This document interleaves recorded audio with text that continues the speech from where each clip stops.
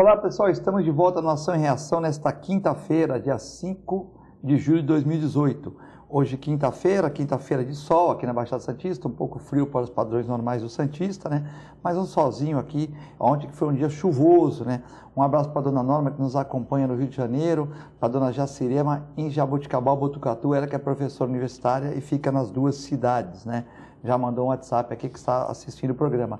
E nós estamos fazendo o programa ao vivo agora, às 1h15, com reprise ou reapresentação às 23 horas e com mais uma reprise ou reapresentação na sexta-feira, 1h da manhã, né? Então, boa tarde, boa noite e boa madrugada, bom dia para quem está vendo o programa de 1h, né?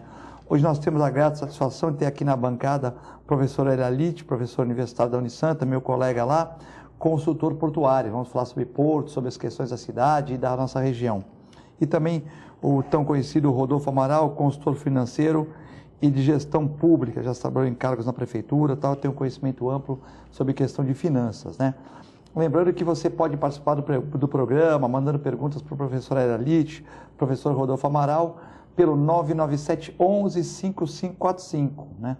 Ou também, se você preferir, pelo WhatsApp. Se você preferir, ligar pelo 13 21 38 4677. Então, 13 21 38 4677. As perguntas vão chegando e nós vamos passar para os nossos convidados e críticas, sugestões e perguntas no segundo bloco do programa, né? Lembrando que esse programa é realizado de segunda a sexta, sempre às 1h15 no ao vivo, onde a gente recebe as perguntas. Às vezes as pessoas mandam a pergunta 11 horas, 1h a gente responde, mas não nossos convidados, né? Então, nós temos vários assuntos para comentar sobre hoje, né? Sobre a nova lei do uso do solo aqui em Santos, né? Cidade é uma ilha, não tem muito espaço, se vai entrar na área continental, se não vai e tal. Campanhas eleitorais não devem interferir na Câmara. Os vereadores que são candidatos falam que vão continuar trabalhando do mesmo jeito, né? Mas se você vai ser deputado estadual, vai ter que rodar o estado, né? Ou pelo menos a região. Mas eu acho que não vai trabalhar os 2 dias por semana, né? O deputado também deve ter, o vereador deve ter uma equipe lá para fazer os trabalhos para ele, 3 funcionários, 3 cedidos pela prefeitura, são 6. Se todo mundo estiver trabalhando direitinho, dá para fazer um bom trabalho, né? 6, mais 1, 7, mais alguns cargos aqui e ali, dá para fazer o trabalho direitinho, né? Entrar na cidade, obras começam no ritmo lento, mas prometem melhorar, né? Poupa Tempo em São Vicente funcionando no shopping, né? Isso é a gente fica contente. Marina Silva, apareceu a Marina Silva, que beleza, né? Nós que perdemos a oportunidade de entrevistar, né?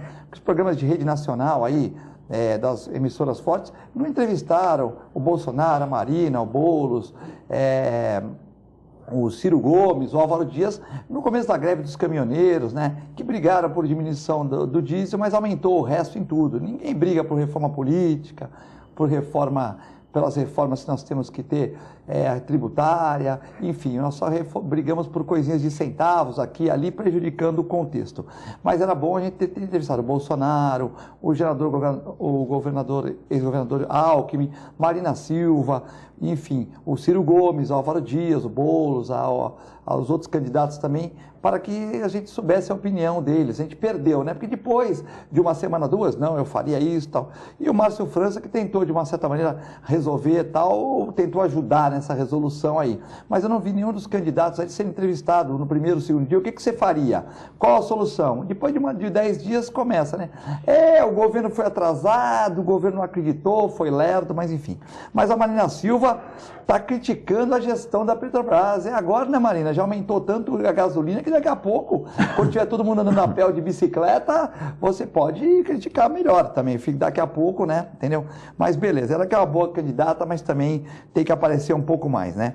Santos, nova lei do uso do solo, já falamos. Mongaguá, vice Márcio Cabeça não assume. Prefeito Prosta preso por acharam com 5 milhões e 300 em casa. Nossa Senhora. Rodolfo Amaral, que é consultor financeiro, vai explicar se um cara pode ter 5 milhões e 300 de sobra de campanha. Depois contrata bom advogado, aí é fácil, ele vai ficar falando que é sobra de campanha, dinheiro de Papai Noel, dólar de pai, mas é complicado, né? Mas a Polícia Federal acha que é dinheiro de desvio de merenda. Se fosse na China era paredão, hein? Cuidado, China era paredão. Mas aqui no Brasil está dizendo que é sobra de campanha. Pô, campanha em Mongaguá, 5 milhões e 300, tá bom fazer campanha em Mongaguá, hein? Caramba, que beleza, hein? Que beleza. Mas vamos lá. Amanhã Brasil e Bélgica, 15 horas o país para, que beleza, né? Depois tem o sábado, tem o domingo, segunda-feira tem o feriado, né? e se o Brasil ganhar da Bélgica, a gente espera que ganhe, terça-feira também tem mais jogo. Então o cara está de férias e não sabe, né? Mas o patrão no fim do mês tem que pagar todo mundo. Para discutir essas e outras questões, temos aqui, vamos começar hoje pela esquerda, que é dia 5, né? Para o professor Rodolfo Amaral. Tudo bem, Rodolfo? Boa tarde, Filete, boa tarde, Hélio, boa tarde ao telespectador. Para mim é uma grande satisfação poder participar do Ação e Reação e discutir essa sequência aí de pauta que realmente temos assunto aí para 3 dias. Mas fico bem satisfeito de poder estar aqui para poder responder às eventuais questões que nos vierem ser apresentadas aí pelos telespectadores. Meu colega Júnior de Santa, professor Elialite, muito interessado e muito competente nas questões portuárias. É um prazer ter o senhor novamente aqui no nosso programa. Boa tarde, Eduardo Filete, muito obrigado pelo convite. Muito boa tarde, nosso jornalista e economista Rodolfo Amaral.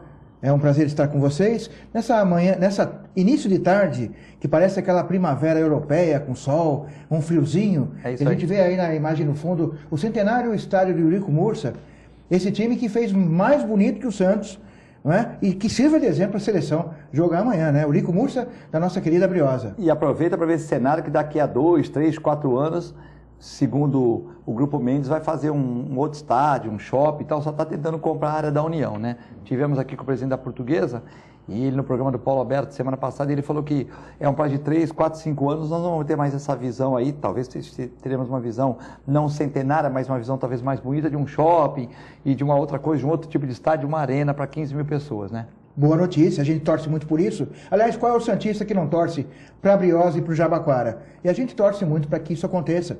Vai ser um grande presente, um grande equipamento esportivo para a nossa cidade. Rodolfo Amaral, você que às vezes é polêmico, né, mas a população sempre fica do teu lado, quando você mostra aqueles dados, e, por exemplo, outro dia teve uma polêmica da saúde, que o secretário falava uma coisa de um número e você provou por números que não era essa. Então, fica sempre essa questão aí. Eu até participei de um programa de rádio, que o secretário falou uma coisa, você falou outra, e deu até uma polêmica lá, e você depois demonstrou por números que você tinha razão. Dá para uma pessoa de uma cidade de Mongaguá, com orçamento aí de, acho que 5 milhões, é 2,5% do orçamento da cidade, né? Então, 10 milhões seriam 5%, né? Os 50% seriam 100 milhões, o orçamento de 200 milhões, acho que o Mongaguá deve ser 200, 220 milhões.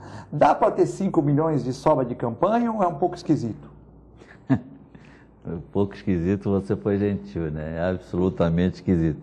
Teria sido mais fácil ser pego com 5 milhões e falar que era patrão do jogo do bicho, né? Porque para ficar com 5 milhões em casa, é só patrão do jogo do bicho que tem que pagar o prêmio em dinheiro para aqueles que era mais fácil o advogado falar, vamos era mais bicho. Fácil, o advogado falhou nessa argumentação, porque ninguém fica com 5 milhões em casa e muito menos de sobra de campanha.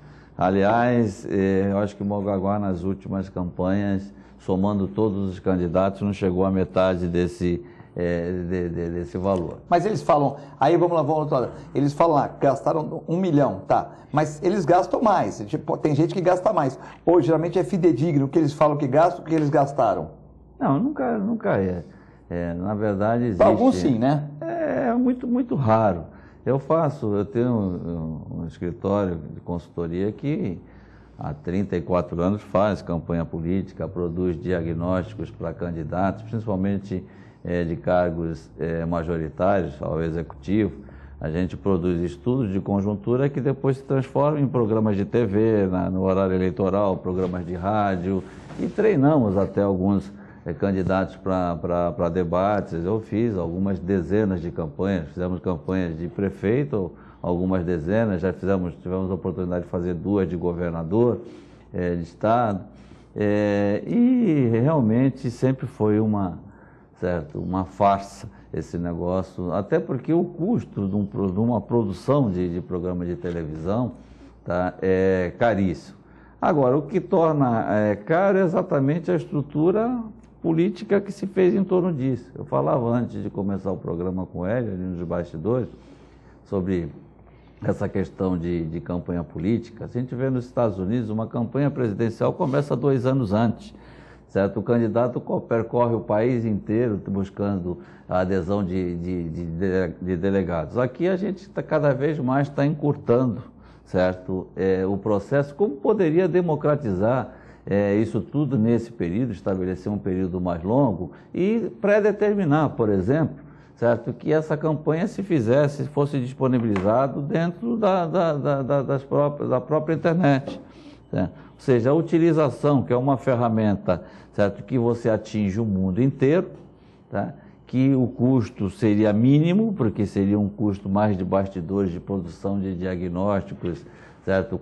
Claro, com alguns recursos tecnológicos para criar algum apreço, certo? Na visualização, mas nós não temos essa cultura, nós ainda estamos distantes. Aliás, as nossas autoridades, lamentavelmente, sequer consultam o banco de dados. Você citou aqui o episódio que envolveu um embate meu com o secretário de Saúde de Santos. Ele estava num programa de rádio. Estava na Rádio Globo, numa segunda-feira, faz uns 3 meses, um dia chuvoso, era uma segunda-feira, das 7 às 9, na 102.1.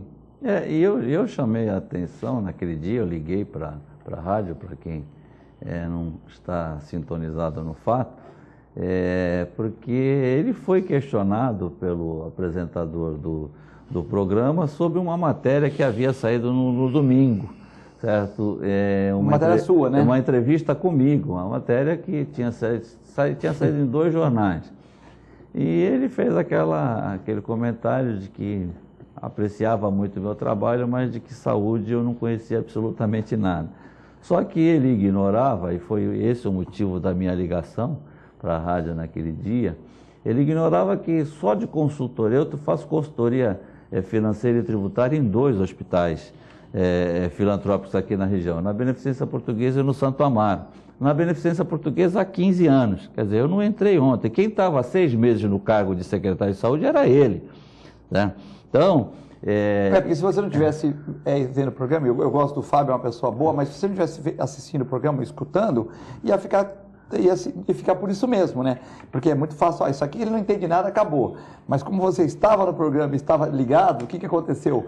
Você entrou no programa, ligou para os telefones lá e puseram você ao vivo e você provou através de documentos, né? Aí acho que ele não conhecia a sua questão, ele pensava que você era um consultor mais financeiro e tal, mas que não mexia com essa habilidade de hospital que você já faz há muito tempo, né? Não, mas o que me espantou, não sei se você se recorda, aí eu porque acabei tendo que tornar público, até para poder me defender. Aí veio acabar às 9, acabou 9h20 o programa.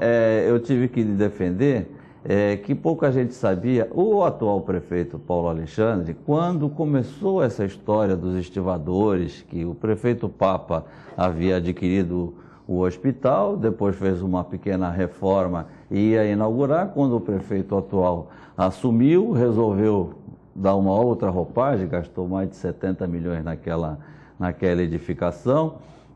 E quando ele quis habilitar o hospital, que havia sido habilitado, justiça seja feita, o ex-prefeito Papa, quando resolveu administrar aquele hospital pela municipalidade, ele conseguiu um acréscimo de teto MAC no Ministério da Saúde de 60 milhões de reais. Como o prefeito atual resolveu protelar a inauguração do hospital, esses 60 milhões foram redistribuídos em outros serviços na rede com os prestadores de serviço.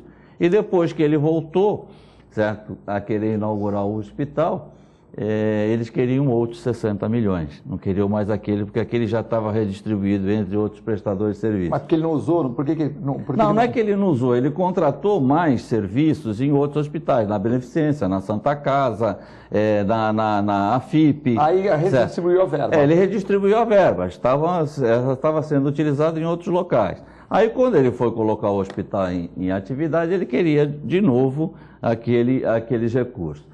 E o secretário, que estava na época em que houve esse embate, pouco mais de 6 meses no cargo, tinha sido na primeira gestão do Paulo Alexandre, ele tinha sido secretário de administração, o que me espantou, porque ele é uma pessoa próxima do prefeito, né? É um dos cargos mais... Ele, os outros, os filhos do Ari Leal, né? Tanto os dois meninos lá e também o Fábio Jordão Então, e o Rogério Santos são os 5 mais próximos então, do prefeito, não é isso? Exatamente. Ele ignorou, naquele comentário, que quando o prefeito Paulo Alexandre quis apresentar um pleito para o governo federal de recursos para o Hospital dos Estivadores, ele recorreu a quem? Ao meu escritório. O primeiro trabalho que o prefeito Paulo Alexandre foi entregar ao ministro da Saúde, certo? Mostrando um diagnóstico da necessidade do Hospital dos Estivadores, foi feito pelo meu escritório. E o Fábio Ferraz, então, era secretário de administração. Ora, mais uma pessoa próxima do prefeito. Ele ignorar isso, e foi o que eu disse no ar naquele dia, no rádio, e estou repetindo. Ele ignorar esse fato, tentar menosprezar o meu trabalho na rádio, tá? Dizendo que eu não conhecia nada de saúde, o que eu disse no ar naquele dia, e repito. Então ele que falasse para o prefeito que ele jogou dinheiro fora, porque ele contratou para fazer alguma coisa alguém que não conhecia absolutamente nada. Por quê? Na época em que isso ocorreu, o secretário de saúde era o Marco Calvo, né? Então foi isso que eu disse. Agora, Filete, vocês me conhecem há décadas, sabem que eu não sou o dono da verdade, não pretendo, estou muito longe de querer ser o dono da verdade, mas todo o trabalho, toda a opinião que eu me manifesto, ela é balizada em dados oficiais, certo? Tá? Até por questão de princípios. Tá? Lá no nosso escritório, a gente tira de circulação aquela argumentação, eu acho. Eu não acho. Eu só vou achar alguma coisa depois que for investigado o fato. E é por isso que a gente incomoda algumas autoridades públicas, porque eu vivo dizendo, quem pegar o meu Facebook vai encontrar dezenas de posts sobre o Hospital dos Estivadores. Certo?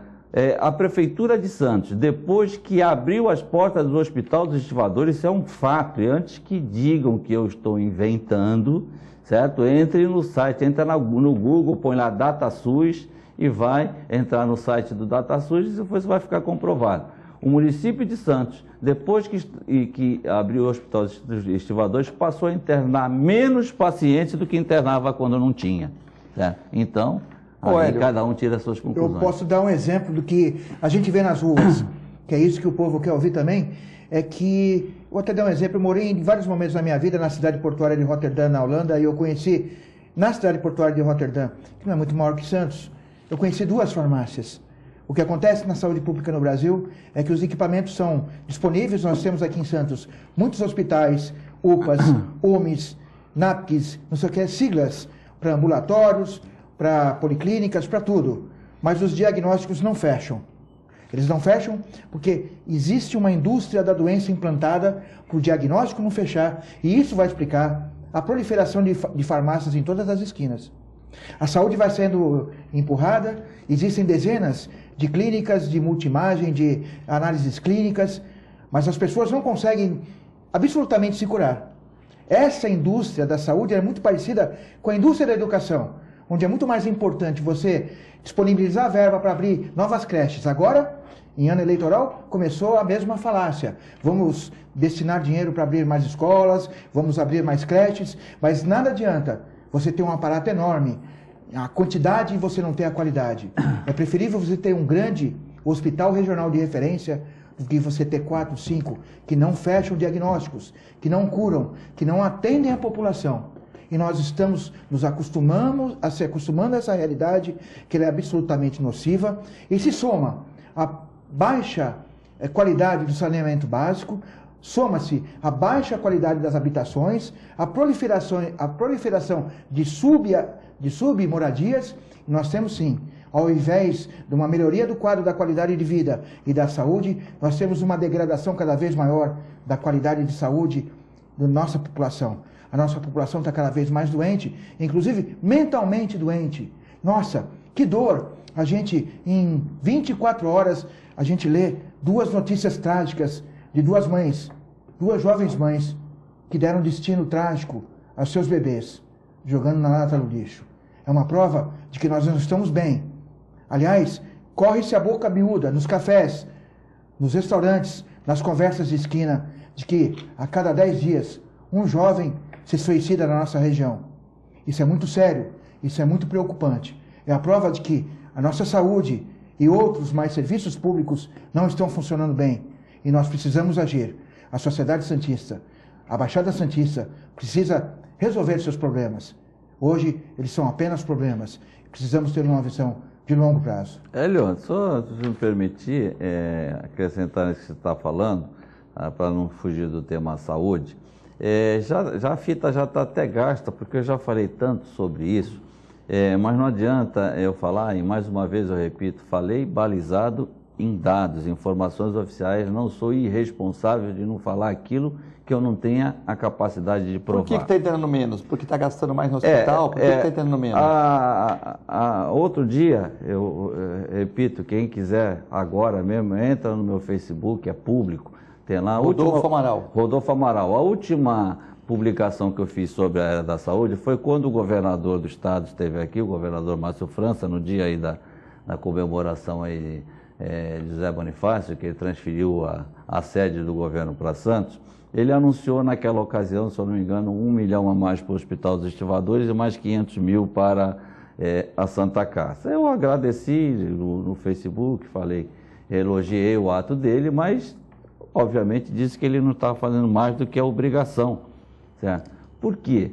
Porque, desculpe o termo chulo, isso é dinheiro de pinga, certo? Diante das responsabilidades que o governo do Estado de São Paulo tem aqui. E não está com esses termos no Facebook, mas eu digo, certo? Inclusive a fonte. O governo do Estado de São Paulo, por força de lei, por força da Lei 8142, que foi uma lei a lei que criou o SUS foi a 8080, de setembro de 1990. E a 8142 é uma seguida, que é de dezembro de 1990, que praticamente regulamentou as regras do Sistema Único de Saúde. E diz no parágrafo 3º, um dos parágrafos do artigo 3º dessa lei, que na remessa dos recursos SUS do governo federal para os estados, certo? Os estados só podem ficar, no máximo, com 30% dos recursos. Os 70% restantes têm que ser distribuídos entre os municípios daquele estado. E eu mostro lá o valor, foi algo em torno de 8 bilhões e meio que veio de verba má, que vem anualmente para o estado de São Paulo, correspondendo a 22% do total de verba de média e alta complexidade. Verba má que é média e alta complexidade. É que o estado de São Paulo tem 21,5% da população e recebe 22% da verba MAC. Portanto, recebe o que lhe é de direito. Só que o estado, ao invés de ficar com 30% e repassar os 70% para os municípios, ele fica com 50%. E depois passa com o chapéu, certo? Distribuindo para quem quer que seja, ou seja... Essa verba é federal. É a verba federal. Aí, em vez de ficar com 30 para ele 70, ele joga 50 e depois o prefeito tem que ir lá com o chapéu na mão. Aí eles criam aqueles programas, certo? Pró-Santa Casa. Vem aqui, dá 10 milhões para o Santo Amaro, dá mais 15 milhões para a Santa Casa, faz uma solenidade e acha que está fazendo um favor, não está, certo? Eu já provei no papel, e esse foi inclusive um dos motivos daquele embate no rádio, porque nessa reportagem que estava no jornal, pela 10ª vez, eu vinha dizendo o seguinte: nós aqui na Baixada Santista somos 4% de todos os indicadores do Estado de São Paulo, 4% da economia, 4% do eleitorado, 4% da população, portanto nós teríamos que receber 4% da verba da saúde disponibilizada pelo Estado de São Paulo. Certo? Nós recebemos muito menos, nós recebemos menos de 1%. Tá? A diferença... Sente-se na cadeira, a diferença que nós recebemos a menos por ano é da ordem de 500 milhões de reais. 500 milhões de reais, para que as pessoas tenham uma dimensão do que isso representa na saúde, é o faturamento da Santa Casa, da Beneficência Portuguesa e do Hospital Santo Amaro somados. Ou seja, o Estado de São Paulo nos deve o equivalente a 3 hospitais deste porte. O governador vem aqui, assina um convênio e dá 1 milhão a mais por mês para o Hospital dos Estivadores, todos os aplaudem, vão comer um pastelzinho com ele no Carioca e saem todos felizes. Aí vem este infeliz aqui, que passa 14 horas por dia analisando contas públicas no Brasil inteiro, fala esse tipo de coisa e desagrada as pessoas. Aí eu pergunto, onde estão os nossos deputados estaduais e federais? Onde estão as câmaras de vereadores? Certo? Onde estão os prefeitos? Certo? Porque eu digo, nesse post do Facebook, eu digo, certo? Tá? Por omissão ou ignorância, os prefeitos agradecem. Certo? Não deveriam agradecer nada, nós deveríamos aproveitar a oportunidade que nós temos novamente. Um governador do estado que é da nossa região, não é para nos beneficiar em detrimento de outras, é para resgatar aquilo que nos tiraram. E o governador Márcio França, a quem eu tenho um apreço, admiro, a ele e o filho, está perdendo a grande oportunidade da vida dele de reparar os erros, certo? Os equívocos que se cometeram com a Baixada Santista nesse aspecto. E isso porque eu só estou falando da educação, da saúde. Se eu for falar da educação, vai mais uma informação que é fato. Vem menos verba também para cá? Eu publiquei no Facebook também ontem à noite a diferença entre o valor per capita do aluno no ensino básico, no estado de São Paulo, na rede estadual, e comparei com o do ensino superior da universidade pública. É 7 vezes menos, que se dá 9.652, se eu não me engano, para o custo do aluno do ensino básico na rede estadual, certo? E nas universidades do estado de São Paulo, R$70 mil. Então, isso por ano? Por ano, por aluno. Quer dizer, um aluno que está fazendo vai medicina, ele gasta mais, mas um aluno que está fazendo, somando tudo, medicina, administração, se direito... Se estiver estudando na USP, Unesp, Unicamp, o custo dele é de R$70 mil. Então eu que formei numa federal, gastei 350 mil no meu curso. 5 anos. Eu estou falando das 3 universidades públicas do estado de São Paulo, mas deve ser mais ou menos, não foge tanto a regra. Mas o que eu queria dizer não é isso. Então, R$9.600 é o aluno da rede pública, o custo do aluno da rede pública estadual no estado de São Paulo. O aluno da rede pública, estadual na Baixada Santista recebe metade desse valor. Agora, eu fico me perguntando, como que deve estar a dona de casa que está nos assistindo agora, falando assim, meu filho que está numa escola estadual, certo, recebe, certo, o custo dele é metade do filho da dona de casa que mora em Ribeirão Preto, São José do Rio Preto, em Araçatuba, em Marília, em Campinas, ou qualquer outra cidade. Por que manda metade? Por quê? Porque os municípios da nossa região, certo, foram com maior ímpeto na municipalização, certo?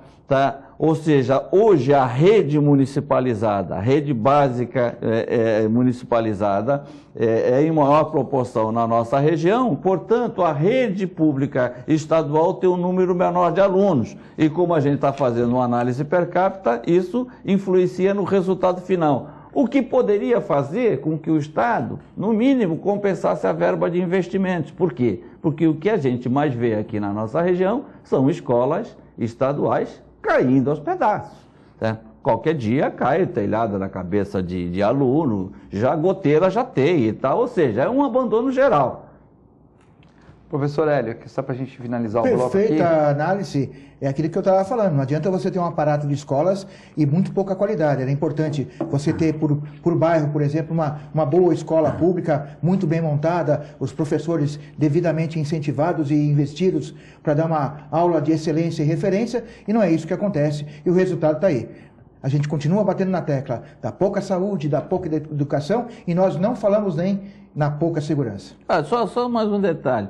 Vocês lembram daquele terreno ali na Silva Jardim que ia ser uma ETEC-FATEC na última eleição, lembra? Que está lá o Matagal tomando conta daquele terreno, virou um terreno baldio. Ora, o Estado tem umas 2 escolas aqui com o prédio desocupado, certo? Virando local de dormitório de mendigos. Se não dá para construir, monta essa escola. Era só fazer, se tivesse boa vontade, queremos fazer uma outra ETEC-FATEC, faria ali. Nós temos, saíram matérias recentes de prédios que estão inteiros abandonados. Numa outra vertente que não tem nada a ver com essa, mas o Senai também na ponta da praia, eles destruíram, né? E também não construíram outro. Mas pelo menos ali pelo menos é particular então lógico. É uma outra situação. Mas é uma perda, né? Tinha um prédio lá funcionando. Alugaram um outro aí com... alugaram outro. É o que você está falando, poderiam transferir para um prédio desse estadual que não tem tanto aluno assim, já faria ali a montagem, né? Esse gigantismo ele só atende um interesse, o interesse eleitoral. E a gente precisa se desvincular isso. Caso contrário, o Brasil não vai a lugar nenhum.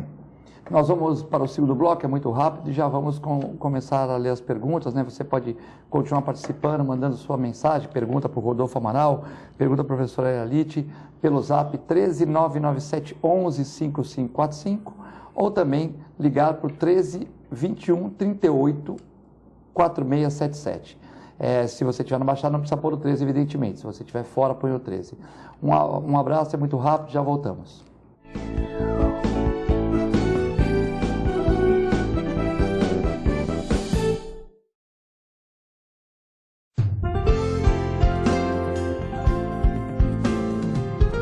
Plano Santa Casa Saúde de Santos, cuidando de você há mais de 2 décadas, com muito carinho. Afinal de contas, são quase 90 mil vidas. Atendimento em todas as cidades da Baixada Santista e Litoral Sul. Plano Saúde Total, ou seja, saúde mais odontologia. Inclusive o programa de saúde continuada, prevenção de doenças crônicas. Plano Santa Casa Saúde de Santos, há mais de 2 décadas, cuidando de você com carinho. APO Planos Odontológicos Empresariais, cuidando da saúde bucal de seus funcionários, com mais de 200 dentistas credenciados e cobertura em todo o território nacional. Central de atendimento exclusiva, planos extensivos à família, controle de qualidade permanente e liberação online de vários procedimentos. Faça como as grandes empresas da região e contrate o plano de saúde empresarial da APO. Atendemos empresas a partir de 3 funcionários. Em Santos, ligue 21044000 ou acesse apoodonto.com.br.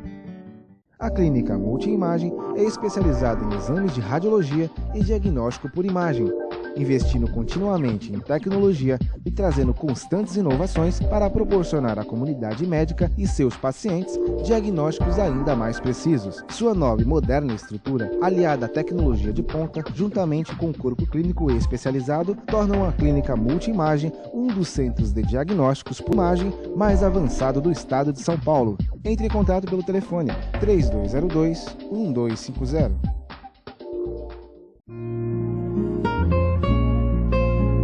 Doar sangue é um ato de solidariedade, cidadania e amor. Faça parte dessa ideia. Seja você também um doador. Doe sangue. Dê um presente de vida a quem necessita. Apoio TV Com.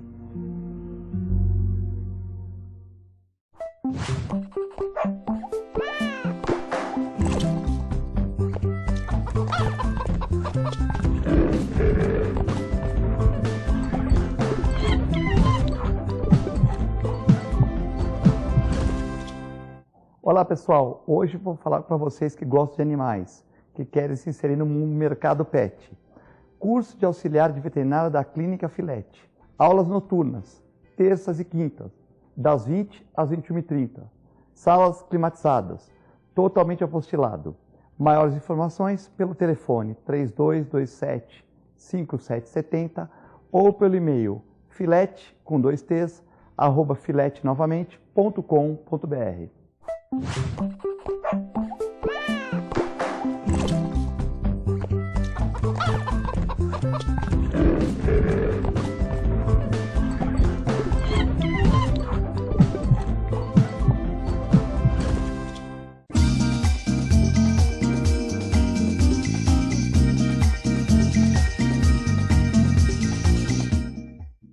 A melhor programação RVD. Mande a sua mensagem para o nosso WhatsApp 13 997 72 8946. Peça sua música, mande seu recado e concorra a muitos prêmios. Rádio RVD, música e esporte pra você. Mais 1 minuto e o portão do Enem fecha. Mais 1 ponto e eu passava na prova. Mais 1 dia e eu vou ter 18 anos. Mais 1 gol, meu time seria classificado.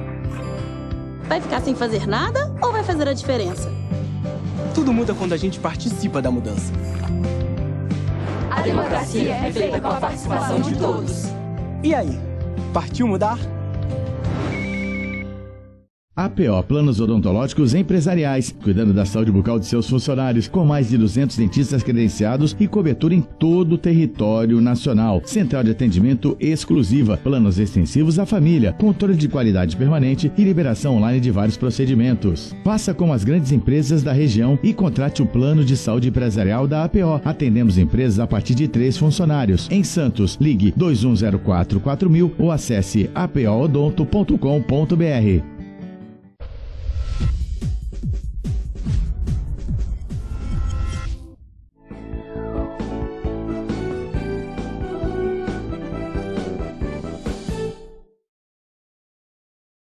Estamos de volta na Ação em Reação, dessa quinta-feira, dia 5 de julho de 2018, né? Quinta-feira de, como o nosso amigo Elis Candão falou, professor, friozinho, né? Lembrando a Europa, mais um solzinho. E estamos aqui com o professor Eralite, Rodolfo Amaral, também consultor financeiro e de gestão pública, professor Eralite, professor universitário e consultor portuário. Muitas perguntas chegando, algumas brincando e tal, mas, Filete, o Prost já foi condenado ou é indiciado? Mas o que vocês acham disso? Vou começar pela lista. Eu acho que o Prost ele não foi condenado ainda, ele está prisão preventiva, né? Porque a Polícia Federal tem as gravações e tal, e ele vai tentar se defender, tem todo o direito de defesa, ele foi um bom professor e tal, e foi até um susto, né, para as pessoas que não esperavam isso. Vamos supor, agora ele tem todo o direito de defesa, mas ele está preso na preventiva, não é isso? Ele tem que ser, inclusive o Prost ele tem que ser estudado pelos cientistas políticos, porque um homem que consegue, num município como Mongaguá, ter aí um excedente de 5 milhões de sobra de campanha é um exemplo, né? 2,5% do orçamento. 2,5%. De repente ele está até injustiçado, coitadinho. Ele economizou. Eu espero que ele tinha essa intenção em devolver para o município. Lembrando que não foi só os 5 milhões que apareceram por lá. Em ato contínuo apareceu lá um depósito com material escolar, material de hospital, vários outros materiais para outras secretarias, completamente abandonado. Então, a cidade de Mongaguá e o Próstida, eles devem ser objetos de estudos científicos, porque dali talvez a gente possa, a partir do pequeno, a gente desvendar o que acontece em termos de corrupção em todo o nosso país. Foi o Mário de São Vicente que perguntou, e o Júnior faz uma semelhante. Ele pergunta para o Rodolfo Amaral, como é que você explica as 300 mil cartolinas que estavam em Mongaguá? Como é que a pessoa compra isso? Você que foi um gestor, como é que se consegue comprar 300 mil cartolinas? Simplesmente não dá para explicar, né? É um absurdo total, absoluto. Mongaguá, veja, para a gente também não ficar... Porque o Mongaguá é uma coisa, o prefeito que está preso Não, a cidade é uma cidade belíssima, né? A cidade de Mongaguá, é bom que se diga, a gente falou agora há pouco em educação, foi a primeira cidade que conseguiu municipalizar 100% na área do ensino fundamental, certo? E é louvável que isso se faça. Agora... É bom municipalizar, Rodolfo, porque, por exemplo, para quem vê de perto, uma vez eu estava... conversando com um engenheiro, ele falou assim, você vê, São Paulo tem muitas universidades estaduais, né? São Paulo gasta dinheiro. O Rio de Janeiro tem muitas federais. Eu mesmo estudei na Universidade Federal do Rio de Janeiro. Rural, tem a Universidade Federal. Rural tem 5 mil alunos.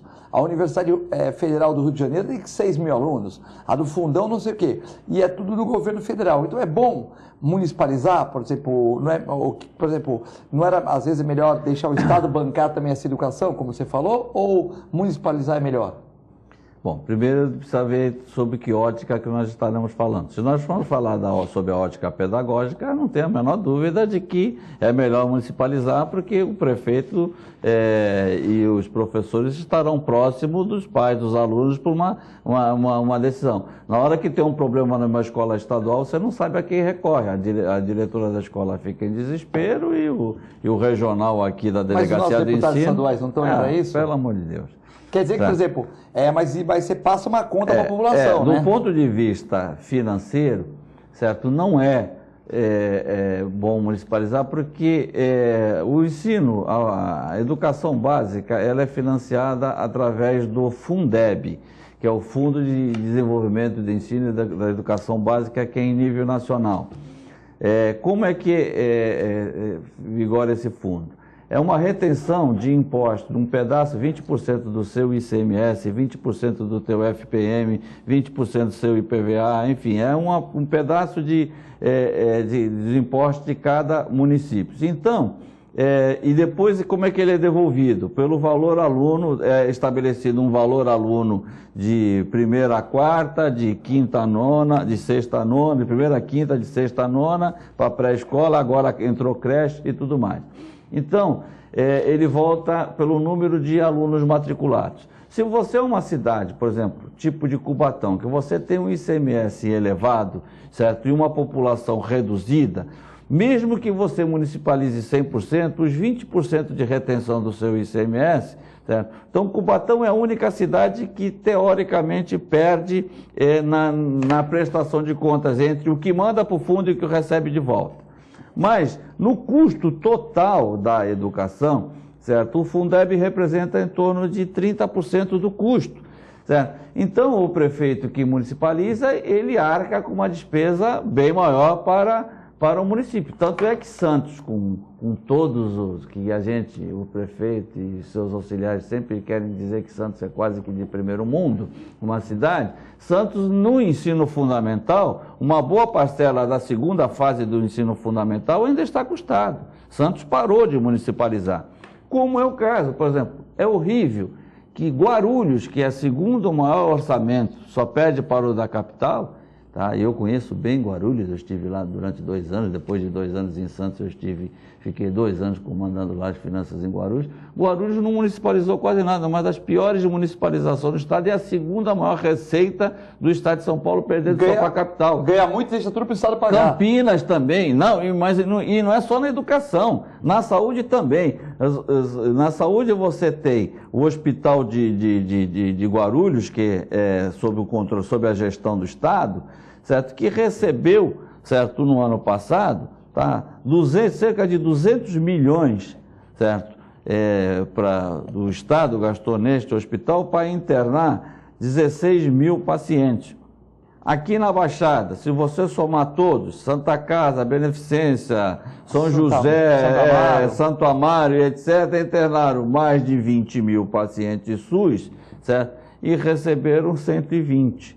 Certo? Então tem alguma coisa errada, é isso que precisa ser feito, esse processo comparativo, era isso que eu esperava que o governador Márcio França fizesse a lição de casa quando chegasse, só que ele já chegou no processo eleitoral, então tem que se preocupar com campanha, não dá para administrar, e é essa a crítica que a gente fazia com o governador Alckmin, certo? O ex-secretário de saúde, Davi Uip, certo? Gastava 5 bilhões de reais com 94 OS na área da saúde, para fazer isso aqui, para distribuir renda, muitas delas aí, certo, nos tribunais, algumas inclusive operando na nossa região.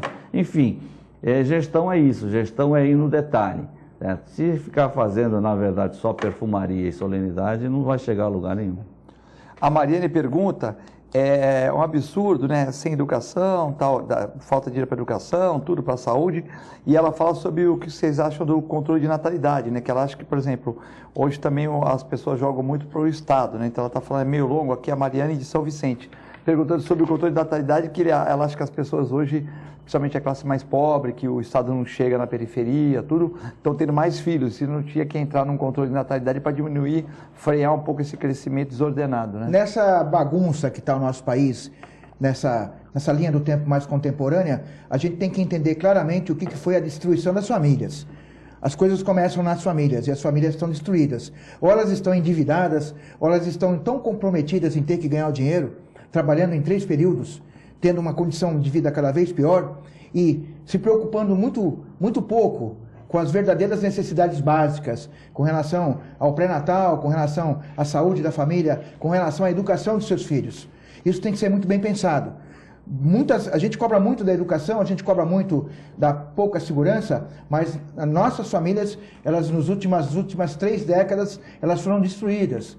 Hoje elas lutam contra o tempo para afastar o inimigo comum a todas, que é o endividamento. Esse endividamento que foi estimulado e que hoje ele não consegue ser adimplido por conta da pouca oferta de emprego, de oportunidades e da redução da renda das famílias. E isso tudo tem um reflexo. E esse reflexo está aí. Esse reflexo a gente está vendo na saúde, na educação. A gente está falando de educação agora a questão de alguns minutos. O que é a escola pública hoje? Os professores reclamam das condições do salário, das condições de lecionar, dos poucos equipamentos, de escolas, poucas escolas que são boas e a grande maioria que são ruins. As famílias têm a sensação, aliás, têm a certeza que a qualidade de ensino não é boa. E os nossos jovens da escola pública, aonde estão?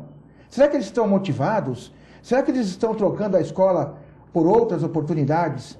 E isso tudo tem um reflexo na situação de violência que a gente está vivendo?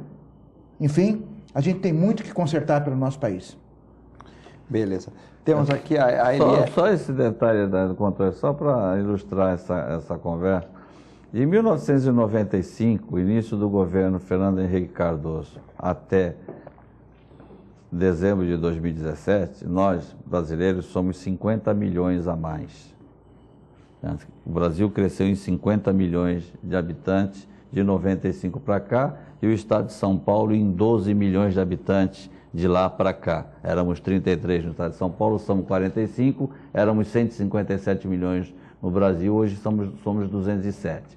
Claro, o controle da natalidade é uma questão que a própria igreja condena, o controle da vida, mas eu acho que a gente devia avançar, pelo menos no aspecto de responsabilizar mais os pais. Eu acho que essa discussão merece ser feita. Não vamos controlar o direito à vida, mas vamos dar responsabilidade aos pais.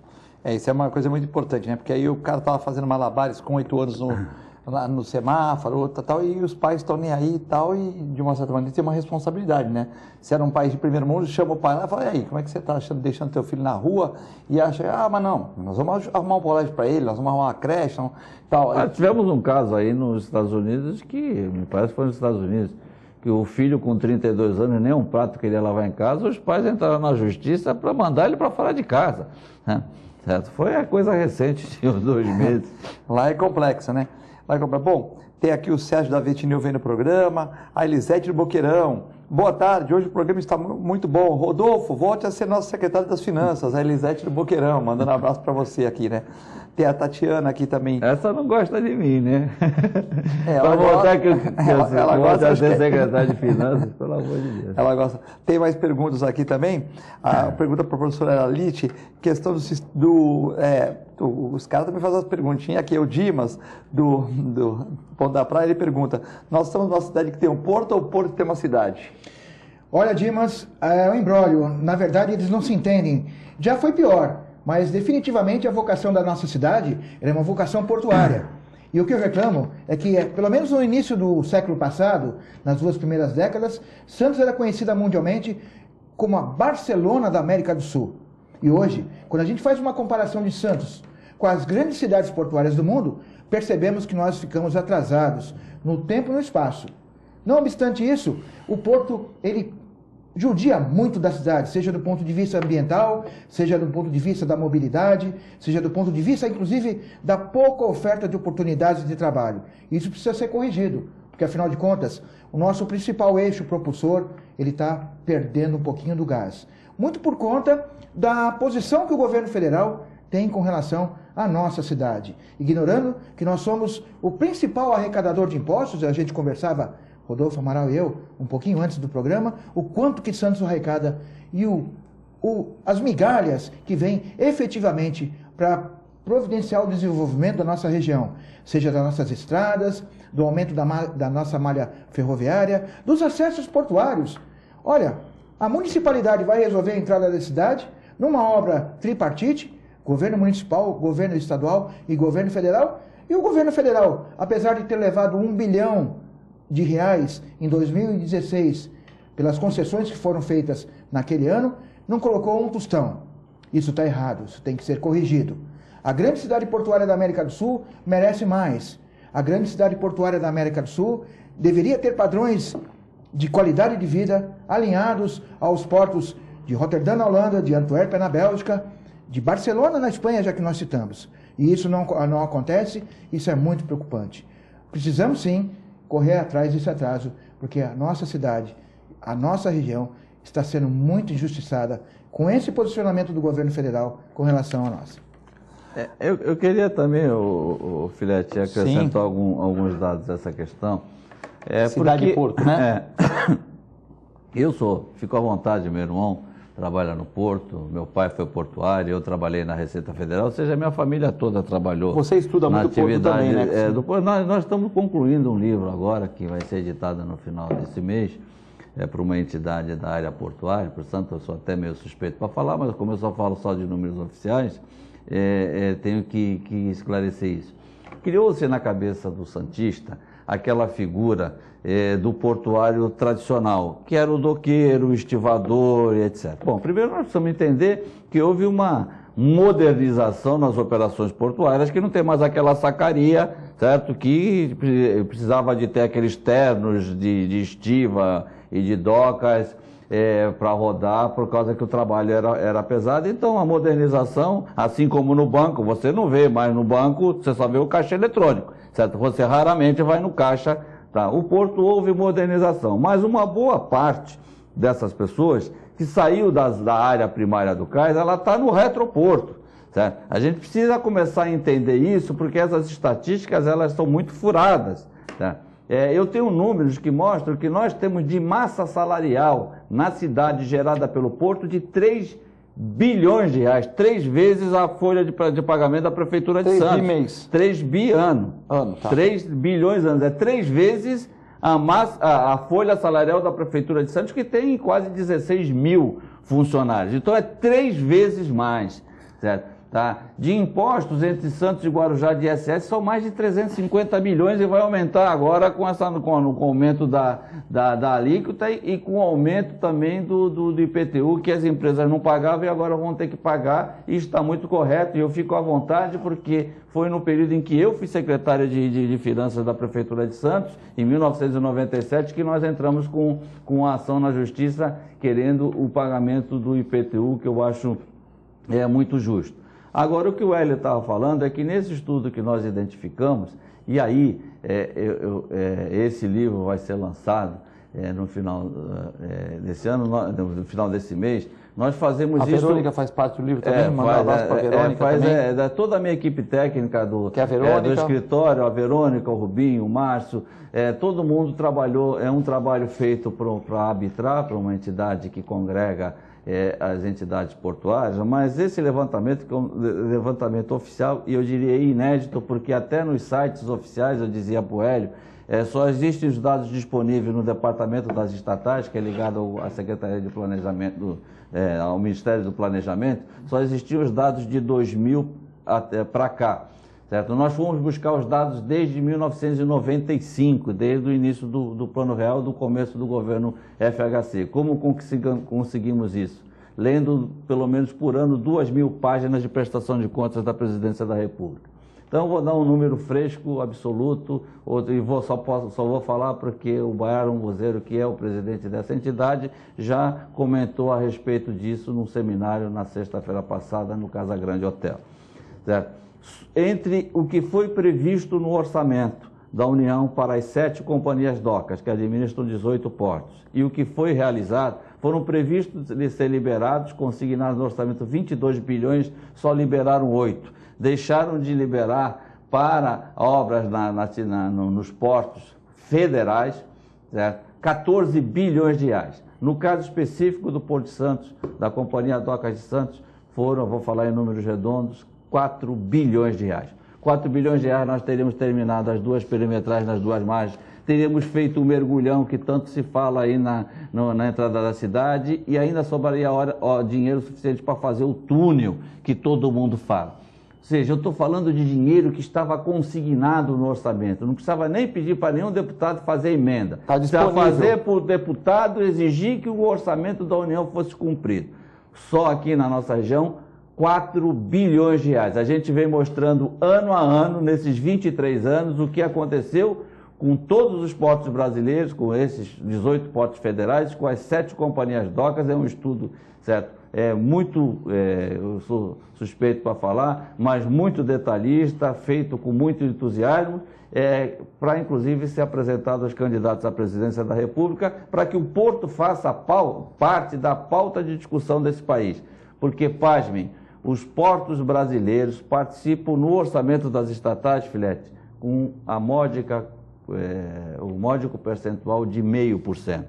Responde por 95% certo? No transporte de carga no comércio internacional e na hora da divisão do bolo do dinheiro para investimento, certo?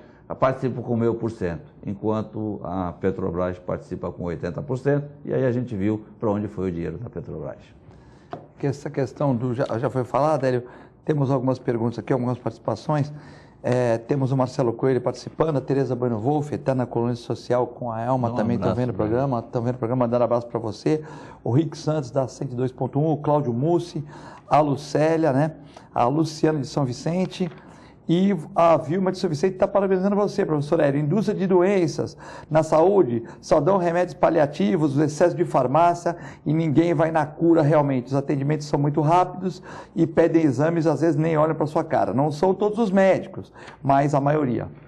Quando você está em julho e você liga para algum lugar e marcam a tua consulta para dezembro, é porque a coisa não funciona. Ponto. É muito simples. É simples assim. E é o que acontece, está acontecendo hoje. Quando finalmente você faz 12 exames, mas faltam 2, pode ter certeza que esses 2 vão te empurrar para o ano que vem. Enquanto isso, você vai amenizando a tua dor. E como é que você resolve isso? É muito simples. Em cada esquina, você tem uma farmácia. É muito simples. Eu até brinquei uma vez que eu participei de um debate e falei, o meu medo é quando esse debate acabar, eu voltar para minha casa e a minha casa ter virado uma farmácia. Isso nos preocupa muito. Com relação ainda à atividade portuária, olha só o reflexo. A gente precisa ter uma Olimpíada aqui em Santos para resolver o problema da degradação do patrimônio histórico do porto. A gente tem que ter uma Copa do Mundo. Ora, como é que o Rio de Janeiro resolveu a sua questão da degradação da sua área portuária? Não teve o projeto o Porto Maravilha? O que é hoje o Porto do Rio de Janeiro? Completamente revitalizado. E aqui a gente fica mendigando, pedindo aqui migalhas do orçamento da União para fazer a obrigação da União. Como, por exemplo, revitalizar a área degradada do Armazém 188. Ora, num lugar que tem o prédio moderno da Petrobras, onde foi investido na Bolsa do Café, onde tem o Museu Pelé, onde tem a linda Estação do Valongo, vários estabelecimentos aí, restaurantes, estabelecidos na área do Centro Histórico, totalmente misturados com uma das maiores cracolândias e com uma das maiores áreas de degradação ambiental e degradação do patrimônio histórico tombado da nossa cidade. Isso está muito errado. Isso aí é a prova da desigualdade do Brasil, do desnível entre os poderes econômicos, a verdadeira imagem do nosso país. Hélio, só para referendar o que você falou, os portos brasileiros precisam de 43 bilhões em obras. A Copa do Mundo nos custou 28, a Copa do Mundo no Brasil em 2014 nos custou 28 bilhões e a Olimpíada de 2016, 42. Foi por isso que aconteceu 42 com 28 dá 70. Quase que o dobro do que os portos brasileiros precisam. A ligação Santos-Guarujá, ela custa muito menos do que a reforma de 2 estádios que foram feitos para a Copa. Não tem dinheiro para ligar Santos e Guarujá. Vai estar completando 100 anos já, né? Primeiro projeto apresentado foi naquele janeiro de 1927, do arquiteto Ernéas Marini. A gente já cansou de falar sobre isso. Isso foi em 27, está completando aí 90 anos de idade, mas a gente precisava de 1 bilhão e 600 milhões para completar e fazer essa importante ligação e não fizemos. Bom, queria agradecer ao professor Erali, sempre presença importante aqui, como o Rodolfo Amaral, muita gente comentando sobre o programa, dizendo que o programa foi excelente, foi muito bom, né? Pena que foi pouco tempo, vamos ver se eles vêm daqui uma semana, daqui a 15 dias, para a gente terminar os assuntos e falar de outras pautas aí. Um abraço, fiquem com Deus e com a nossa programação. Muito obrigado.